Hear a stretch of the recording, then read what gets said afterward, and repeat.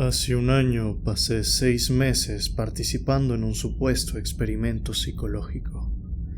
Encontré un anuncio en mi periódico local. Estaban buscando a personas con imaginación que quisieran hacer buen dinero. Y ya que era el único anuncio que había visto esa semana donde estaba remotamente calificado, los llamé y pautamos una entrevista. Me dijeron que todo lo que debía hacer era quedarme solo en una habitación, con unos sensores pegados a la cabeza para transmitir mi actividad cerebral, y mientras estuviera ahí, tendría que imaginar a un doble de mí mismo. Ellos lo llamaban tulpa.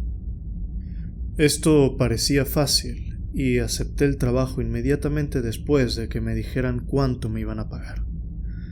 Comencé al día siguiente. Me llevaron a una habitación sencilla con una cama y luego pegaron los sensores a mi cabeza y los conectaron a una caja negra que estaba sobre una mesa junto a mí. Ellos volvieron a explicarme el proceso de visualizar a mi doble y dijeron que si me ponía nervioso o me aburría, en lugar de pasear, tenía que imaginar al tulpa paseando o tratar de interactuar con él y demás. La idea era mantenerlo conmigo durante toda la estadía. Durante los primeros días tuve problemas con eso. Requería más control que cualquier otra cosa que haya imaginado. Imaginaba a mi doble durante los primeros minutos, pero luego me distraía. Para cuando llegó el cuarto día, pude mantenerlo presente durante las 6 horas. Me dijeron que lo estaba haciendo muy bien. Durante la segunda semana me llevaron a otra habitación con altavoces. Dijeron que querían ver si podía mantener al tulpa conmigo a pesar de las distracciones. La música era horrible, disonante y perturbadora, y era interrumpida por chillidos, repeticiones y lo que parecía un antiguo módem encendiéndose, y también voces guturales que hablaban en alguna lengua extranjera. Yo me burlaba de todo eso. Ya era un profesional. Después de un mes comencé a aburrirme, así que empecé a interactuar con mi doble para animar las cosas. Teníamos conversaciones, jugábamos piedra, papel o tijeras, o le imaginaba haciendo malabares o bailando breakdance, o cualquier otra cosa que pudiera entretenerme. Le pregunté a los investigadores si mis tonterías iban a perjudicar el estudio, pero ellos me animaron a seguir haciéndolas. Así que jugamos, hablamos, y fue divertido, por un rato. Pero luego se volvió un poco extraño. Una vez le estaba contando sobre mi primera cita, y él me corrigió. Le dije que mi cita estaba usando una blusa amarilla, pero él me dijo que era verde. Yo lo pensé por un segundo, y me di cuenta de que tenía razón. Eso me asustó, y después de mi sesión de ese día, se lo conté a los investigadores. Solo estabas utilizando una forma de pensamiento para acceder a tu subconsciente, me explicaron. En el fondo, tú sabías que estabas equivocado, así que subconscientemente te corregiste a ti mismo. De repente, lo que me había asustado parecía genial. Hablaba con mi subconsciente.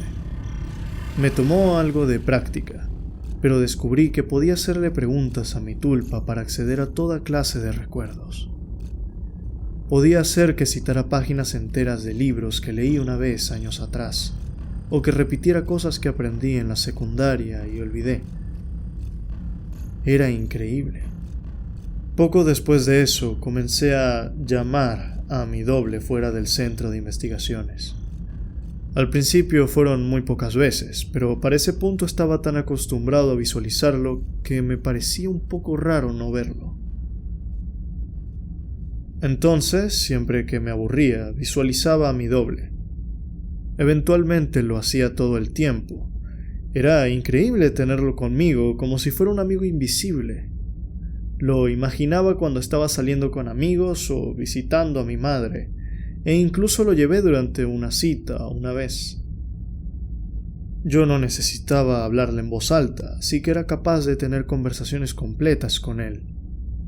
Y nadie sabía más que él. Sé que suena raro, pero era divertido. No solo era un registro andante de todo lo que sabía y había olvidado, sino que a veces parecía entenderme más que yo mismo. Tenía una inusual comprensión de los detalles en el lenguaje corporal que ni siquiera noté que estaba viendo. Por ejemplo, pensaba que la cita a la que lo traje estaba marchando terriblemente, pero él me señaló cómo ella se estaba riendo un poco demasiado fuerte de mis bromas, y se inclinaba hacia mí cuando hablaba, y un montón de señales sutiles más de las que no estaba consciente.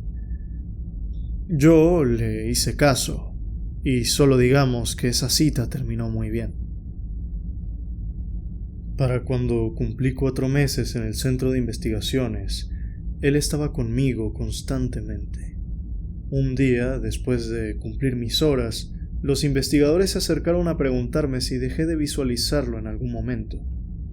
Yo les dije que no, y ellos parecían complacidos. Le pregunté a mi doble silenciosamente si sabía por qué me lo preguntaban, pero él se encogió de hombros, y yo también. En ese momento me había aislado un poco del mundo. Tenía problemas para empatizar con la gente. Me parecía que estaban demasiado confundidos e inseguros de sí mismos, mientras que yo tenía una manifestación de mi propio subconsciente a quien podía consultar. Esto hacía que socializar fuera extraño para mí. Nadie más parecía entender las razones de su propio comportamiento, el por qué las cosas los hacían enojar y otras los hacían reír. Ellos no sabían lo que los movía, pero yo sí, o por lo menos podía preguntármelo a mí mismo y conseguir una respuesta. Mi amigo vino a confrontarme una tarde. Estuvo golpeando la puerta hasta que fui a abrirle, y entró a mi apartamento totalmente furioso y gritando: «No contestas mis llamadas desde hace semanas. ¿Qué es lo que te pasa, imbécil?». Estaba a punto de disculparme y probablemente me hubiera ofrecido a ir al bar con él a tomar algo, pero repentinamente mi tulpa estaba furioso. «Golpéalo», dijo, y antes de entender lo que estaba haciendo, ya le había pegado. Escuché cómo se le rompía la nariz. Se cayó al suelo y se levantó tirando golpes, y peleamos en mi apartamento. Estaba más enojado que nunca y no le tuve piedad. Lo lancé al suelo y lo pateé salvajemente en las costillas 2 veces, y entonces huyó. Estaba encorvado y llorando. La policía pasó por el apartamento unos minutos después, pero les dije que él fue quien me provocó, y ya que él no estaba ahí para defenderse, me dejaron ir con una advertencia. Mi tulpa estuvo sonriendo durante todo ese tiempo. Pasamos la noche alardeando de mi victoria y burlándonos de cómo quedó mi amigo después de la pelea. No fue hasta la mañana siguiente, cuando vi mi ojo morado y mis labios rotos, que recordé lo que me hizo atacar. Fue mi doble el que se había molestado, no yo. Yo me sentía culpable y un poco avergonzado de cómo lo estaba ignorando, pero fue mi tulpa quien me incitó a pelear contra un amigo que solo se preocupaba por mí. Él estaba presente y conocía mis pensamientos.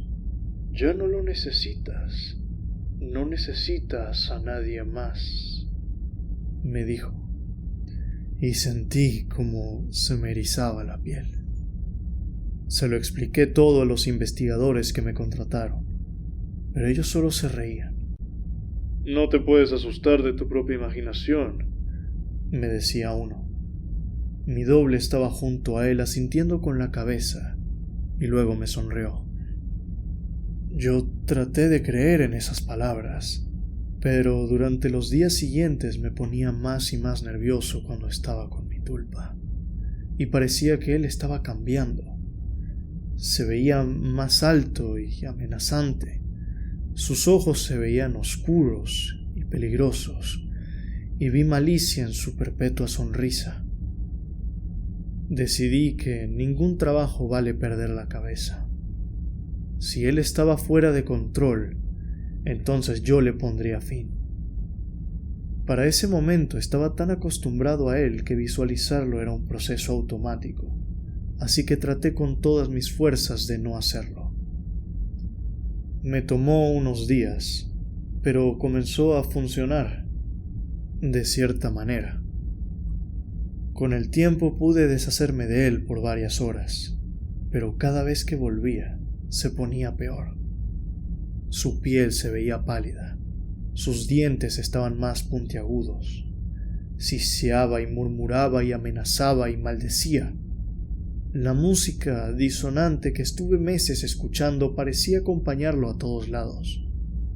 Incluso cuando yo estaba en la casa, relajado y distraído, y desconcentrado en no verlo, él aparecería junto con esa ruidosa música. Yo volví a visitar el centro de investigaciones para pasar mis 6 horas allá. Necesitaba el dinero, y pensé que ellos no se darían cuenta de que estaba dejando de ver a mi tulpa. Me equivoqué. Un día, después de la jornada y pasados 5 meses y medio, 2 grandes hombres me tomaron y no me dejaban moverme, y alguien con una bata de laboratorio me inyectó con una jeringa. Desperté del estupor de vuelta en la habitación y amarrado a la cama, con esa terrible música y mi doble parado junto a mí riéndose. Para este punto apenas parecía un ser humano. Sus rasgos se habían alterado. Tenía los ojos metidos dentro de sus cuencas y estaban llenos de mugre como si fuera un cadáver. Era mucho más alto que yo, pero estaba jorobado.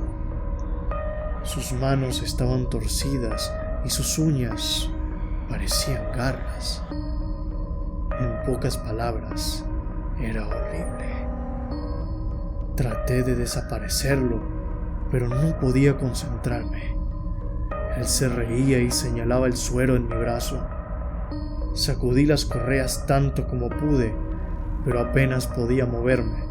Creo que te están poniendo justo lo que necesitas.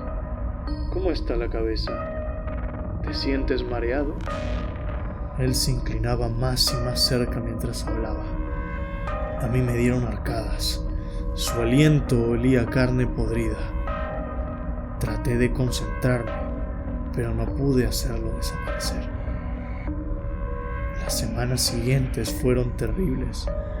Cada cierto tiempo vendría alguien con bata a inyectarme algo o hacerme tragar una pastilla. Ellos me mantenían confundido y desconcentrado, y a veces terminaba delirando o teniendo alucinaciones.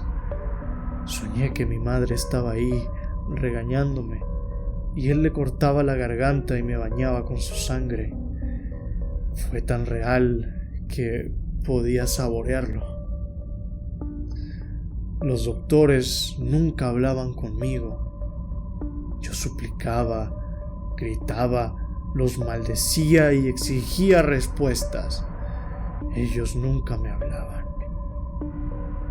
Puede que hayan hablado con mi tulpa, mi monstruo personal. No lo sé, estaba tan sedado y confundido que pudo ser simplemente una ilusión, pero recuerdo que hablaban con él. Me convencí de que él era el verdadero y yo era el invento. A veces me sugería esa idea y otras veces se burlaba de mí. Y otra cosa que ruego que fuera una ilusión es que podía tocarme. Y más que eso, podía hacerme daño. Me pinchaba si sentía que no le estaba prestando suficiente atención. Una vez me apretó los testículos hasta que le dijera que lo amaba. En otra ocasión me hizo un corte en la frente con una de sus garras. Todavía tengo la cicatriz. Casi siempre puedo convencerme de que me lastimé yo solo y solo había alucinado que él era el responsable. Casi siempre. Entonces, un día, mientras me estaba contando cómo iba a destripar a todos los que amaba, comenzando con mi hermano, se detuvo. En su rostro apareció una expresión quejumbrosa y se inclinó para tocarme en la cabeza, tal y como mi madre solía hacerlo cuando tenía fiebre. Se quedó quieto por un momento y luego sonrió. Todo lo que pensamos es creativo, me decía. Y luego salió por la puerta. 3 horas después volvieron a inyectarme algo y me desmayé. Desperté sin las correas. Estaba temblando. Intenté abrir la puerta y vi que no tenía seguro. Caminé por el desértico pasillo y luego corrí. Me tropecé más de una vez, pero pude salir por las escaleras hasta el estacionamiento afuera del edificio. Y fue ahí donde me desplomé, llorando como un niño. Sabía que tenía que seguir corriendo, pero simplemente no podía. Eventualmente llegué a casa, no recuerdo cómo. Cerré la puerta y la bloqueé con un mueble. Me di una larga ducha y dormí por 1 día y medio. Nadie vino a verme durante la noche, ni tampoco al día siguiente, ni el siguiente. Todo había terminado. Pasé una semana encerrado en ese cuarto, pero se sintió como medio siglo. Había sacrificado demasiadas cosas de mi vida. Nadie se había enterado de que estaba desaparecido. La policía no encontró nada. El centro de investigaciones estaba totalmente vacío cuando fueron a revisarlo. Los papeles que firmé no servían para nada. Los nombres que les di solo eran aliases. Incluso el dinero que me dieron parecía imposible de rastrear. Yo me recuperé. Bueno, por lo menos tanto como una persona pudiera hacerlo. No salgo mucho de casa y cuando lo hago tengo ataques de pánico. Lloro demasiado, no duermo mucho y mis pesadillas son horribles. Me digo a mí mismo que se acabó, que sobreviví. Utilizo las técnicas de concentración que esos bastardos me enseñaron para tratar de convencerme a mí mismo. Y funciona. A veces.